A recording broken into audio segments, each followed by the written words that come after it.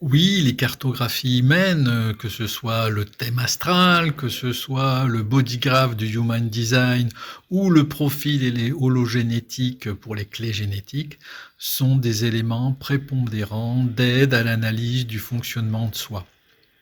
Dans la roue de l'éveil, qui est un des outils phares de la méthode MEOS, je vous renvoie au premier ou au deuxième livre d'ailleurs, je vous renvoie aux différents textes, je vous renvoie au site au meos.fr.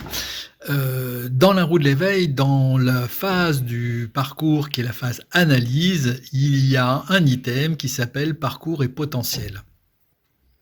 Et cet item-là, justement, nous permet de nous interpeller, en fin de compte, sur la résonance qu'il peut y avoir entre des éléments qui sont de nature répétitive et un éventuel destin. Voilà. Et comment on met en exergue ce destin, c'est justement en faisant appel un petit peu à ces cartographies de thème natal, de Human Design ou de clés génétiques qui de toute façon sont basées sur les données de naissance.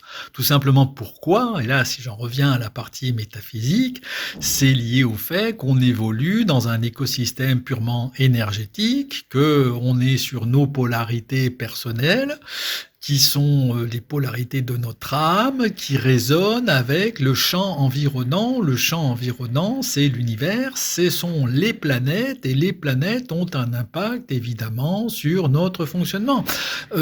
C'est même pas une affaire de dire je crois à l'astrologie, j'y crois pas. Tu crois bien que la Lune a un effet sur la Terre et qu'elle provoque les marées. Bon, terminé, t'as tout compris, on va pas plus loin. Voilà. Donc au-delà de ça, moi je voulais vraiment préciser que à un moment donné, s'il est bon de réaliser moi ce que j'appelle sa chronologie de vie, en essayant de repositionner les différentes étapes de son parcours avec les heures, avec les problématiques, que ce soit dans le domaine relationnel, dans le domaine de la santé, dans le domaine du travail, etc.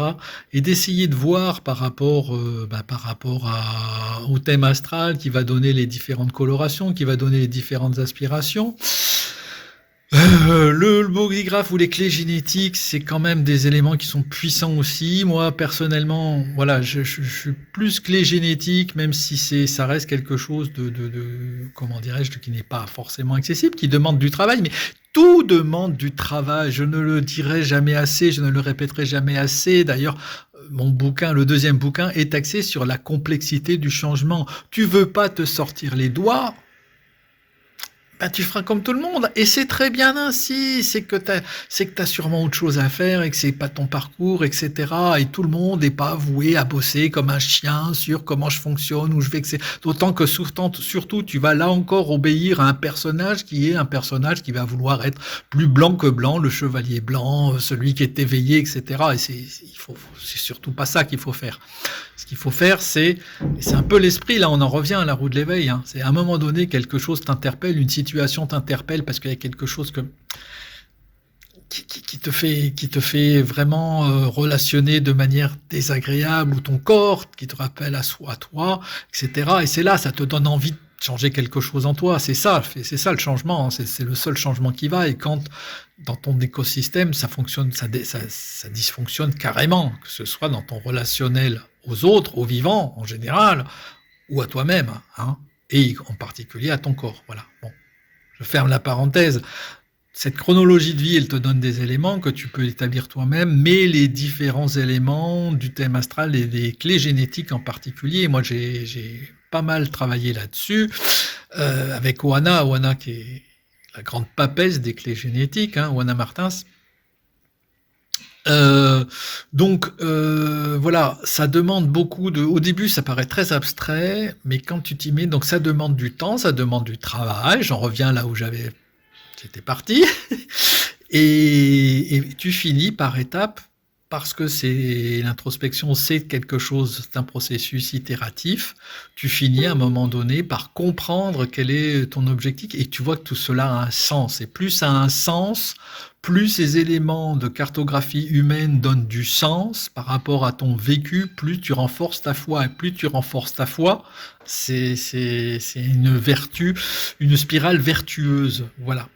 Bon, donc je ne saurais que trop que vous vous conseiller de passer par le thème astral. Alors, j'ai pas lire l'horoscope, hein, ça n'a aucun intérêt, ça marche pas. Par contre, faire un thème astral avec quelqu'un qui est très compétent en la matière, voilà, bon, moi j'ai mon astrologue, une de mes astrologues préférées, qui est Cécile de Creature Paradise, qui fait un travail extraordinaire. Je vous mettrai en lien. Pour les clés génétiques, vous avez Oana Martinez qui fait pareil, un travail extraordinaire. Donc je vous mettrai leurs références en dessous parce que ce sont vraiment des professionnels qui vont vous faire un travail de qualité, hein. Alors bon, voilà. J'ai pas d'action avec elle, c'est simplement que j'ai expérimenté. Et ma démarche à moi, c'est toujours la même. J'expérimente, je partage en tant que facilitateur des choses que j'ai éprouvées parce que je les ai soit moi-même développées pour moi, soit parce que j'ai utilisé ça comme étant des outils qui m'étaient proposés par d'autres. Voilà. Bon, jetez un coup d'œil de ce côté-là, ça vaut le coup. À bientôt.